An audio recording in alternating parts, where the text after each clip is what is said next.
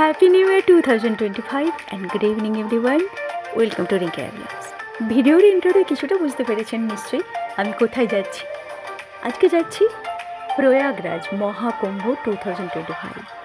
UP অর্থাৎ উত্তরপ্রদেশের প্রয়াগরাজে মহাসমারোহে চলছে মহাকুম্ভ মেলার আয়োজন। আপনারা সবাই জানেন কুম্ভ মেলা 12 বছর অন্তর হয়, অর্ধকুম্ভ হয় 6 বছর অন্তর, আর সাধারণ কুম্ভ মেলা হয় 4 বছর অন্তর। 2019-এ হয়েছিল অর্ধকুম্ভ মেলা, আর 2025-এ হবে পূর্ণ কুম্ভ মেলা। পূর্ণ কুম্ভ তো অবশ্যই, সাথে সাথে এটি মহাকুম্ভ। কারণটা অনেকেই জানেন, তবু আমি একটু বলবো। আগে চলুন প্ল্যাটফর্মের ভেতরে যাই। 8 নম্বর প্ল্যাটফর্মে দেবে সিপ্রা এক্সপ্রেস। ওই এক্সপ্রেসে করে আমি আজকে যাব প্রয়াগরাজ। আর যেতে যেতে মহাকুম্ভ মেলা কেন এটাকে বলা হচ্ছে সেটাও একটু অ্যানালিসিস করব। চলুন।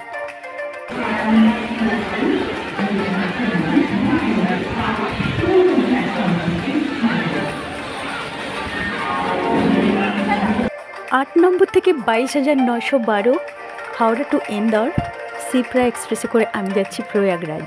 এই ট্রেনটিতে করে আমি যাচ্ছি কারণ ট্রেনটি 5:45-এ হাওড়া স্টেশন ছেড়ে নেক্সট ডে প্রয়াগরাজে পৌঁছে যাবে সকাল 7:30টায়। ইন্দোর পৌঁছবে সন্ধ্যে 7টায়। দ্যাটস নট মাই লুকআউট, আর আমি ইন্দোর যাচ্ছি না।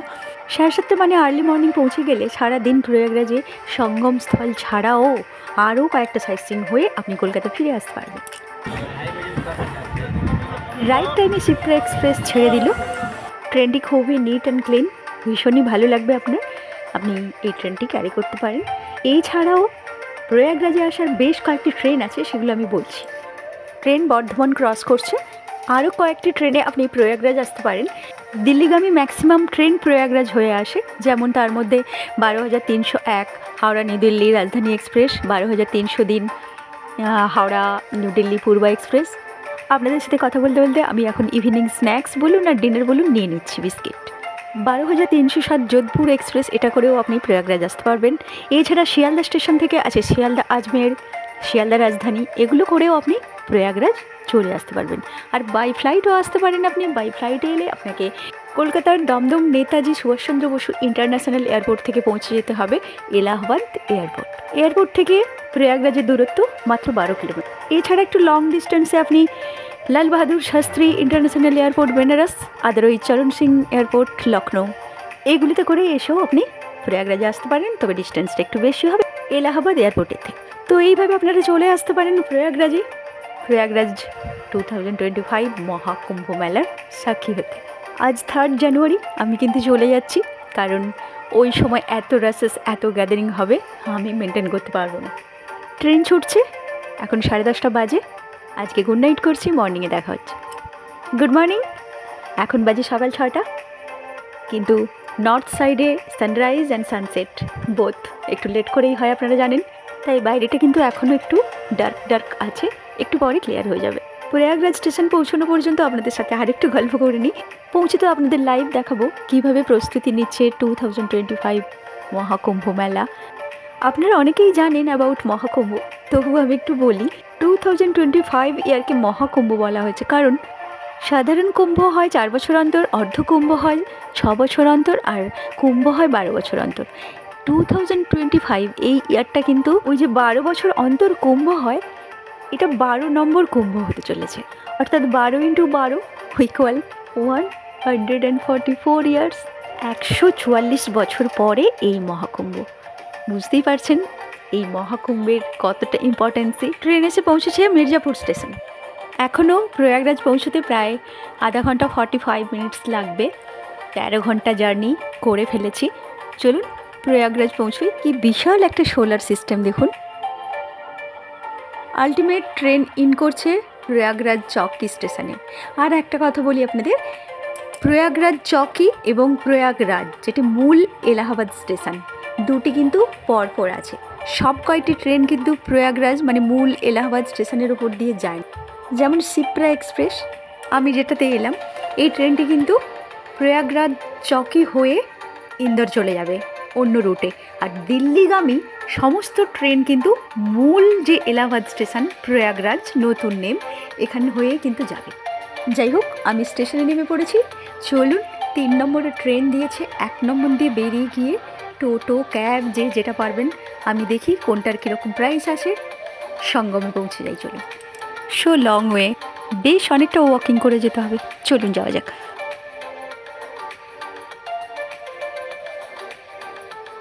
এখানে দেখছি সব টোটো দাঁড়িয়ে আছে, ক্যাব নেই।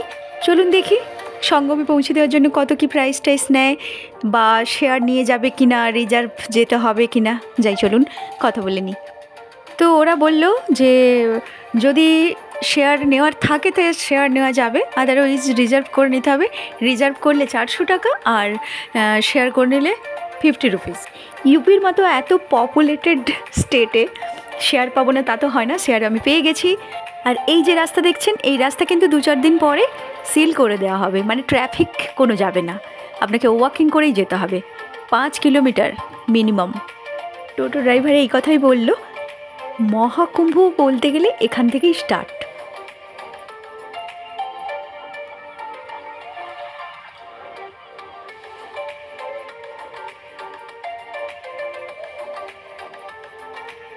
এই ব্রিজটা গঙ্গা নদীর ওপর।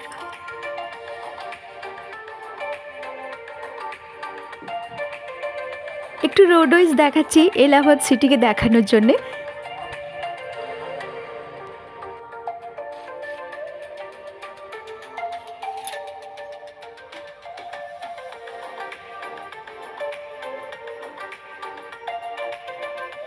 আর এই যে দেখছেন, এইটাই মূল এলাহাবাদ, মানে প্রয়াগরাজ জংশন।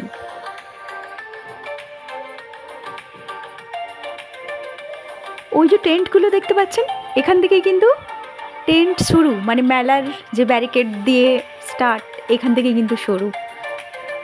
আমাদেরকে টোটোওয়ালা সঙ্গমে নিয়ে যাচ্ছে, ওর পাশ দিয়ে। আবার সঙ্গমে পুজো আর স্নান এগুলো সেরে কিন্তু আমি কিছুটা সাইট সিইং করব, তখন ওই মেলা প্রাঙ্গণের ভেতর দিয়ে আসবো, আপনাদের দেখাবো। ওটার জন্য একটা আলাদা ভিডিও করব, কারণ এটা অনেক লং হয়ে যাবে। এটাতে শুধু অনলি স্নান পুজো সঙ্গমে এটাই দেখাবো।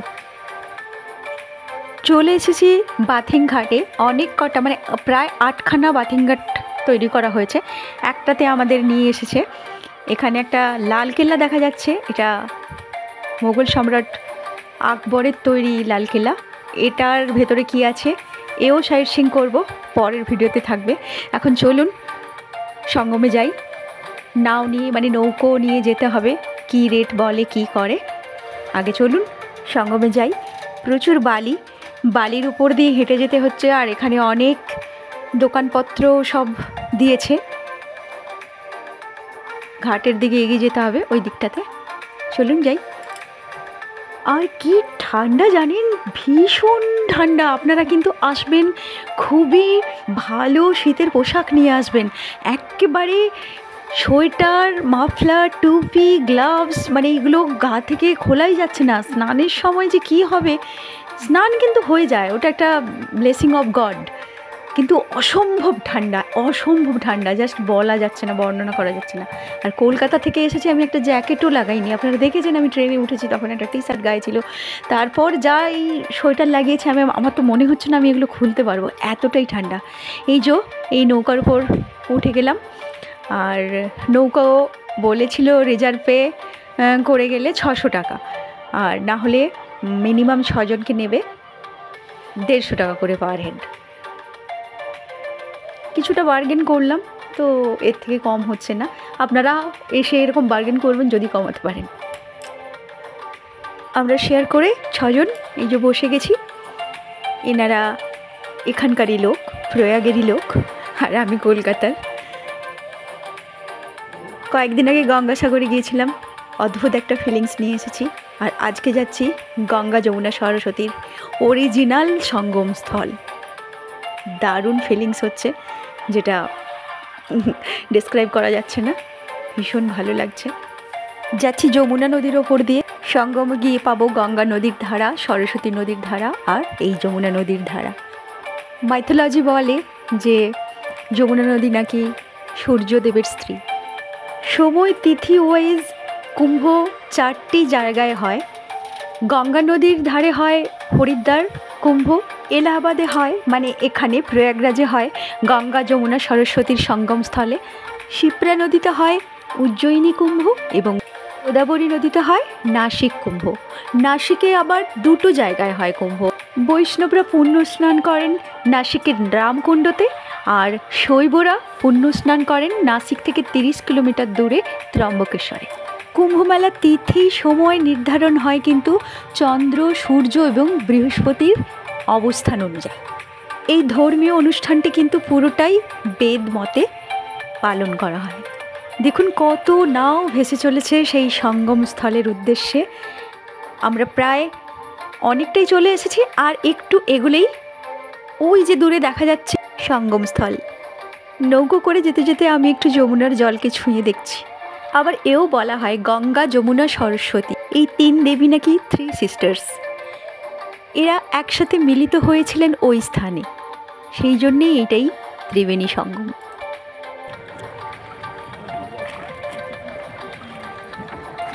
ओ बंगाल में रहते थे? रांची में। अच्छा, रांची बिहार?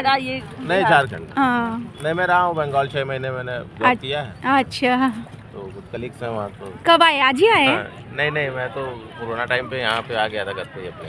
ओ, यही रह गया। हाँ, घर तो होम टाउन यही है मेरा। आपको बोलते देखा तो। और प्रयाग कब आए? आज प्रयाग आज ही आए?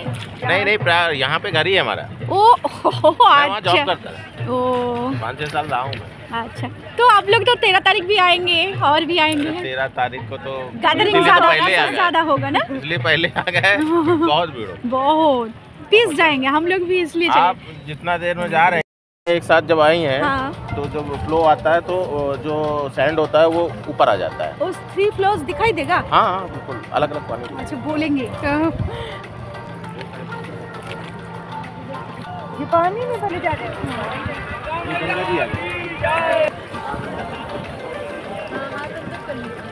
मैम हाँ, हाथ अंदर कर लीजिए। अच्छा। नाव लगेगी ना तो ও ধাক্কা লাগেগা। দেখুন একেবারে সঙ্গম স্থলে এসে পৌঁছে গেছি।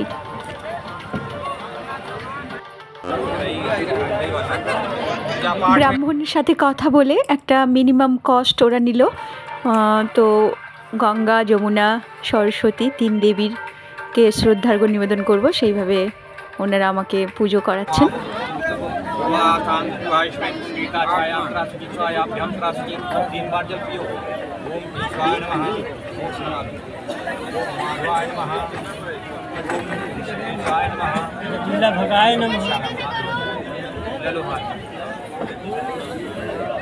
शादी हो गया है, शादी हुआ स्वामी जी ने। जे लाड़े ले आए न लक्ष्मी तू पकड़ाए न लक्ष्मी एक नाथ सरस्वती पति पुत्र सौभाग्य। इधर देखो, मंत्र बोलो। चावल लेके यहीं पकड़ लीजिए। चावल थमा दे, कपड़ा थमा दे, जैसे टाइल थमा दीजिए। टाइल महादेवी भागीरथी ले वो रूट के लिए यार तुम भारद्वाजम पंचवास्की वंदे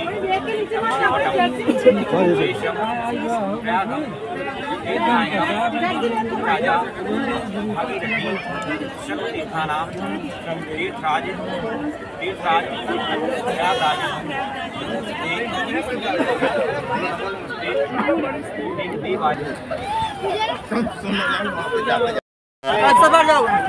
जल्दी से पता दिखाओ। अभी का तीनों का छाना छोड़ आगे नहीं डाल क्या हटा नहीं जाओ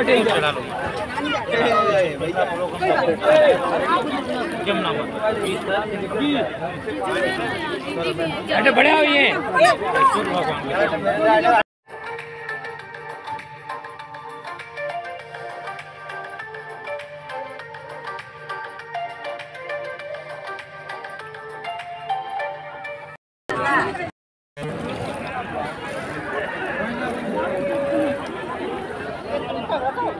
हेलो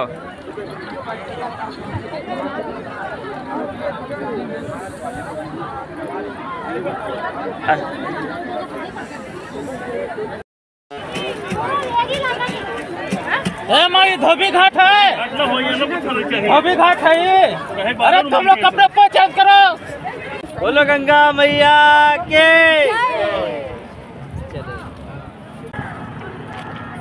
তো হলো সঙ্গমে স্নান, পুজো, সূর্য প্রণাম, ফিরে যাচ্ছি।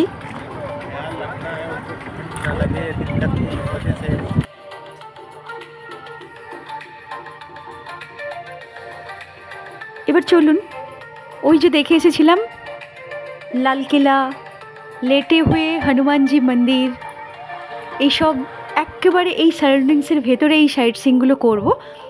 আর সেই ভিডিওটা আমি নেক্সট পার্টে নিয়ে আসবো। প্রচুর দোকানপাট সমস্ত অলরেডি লেগে গেছে।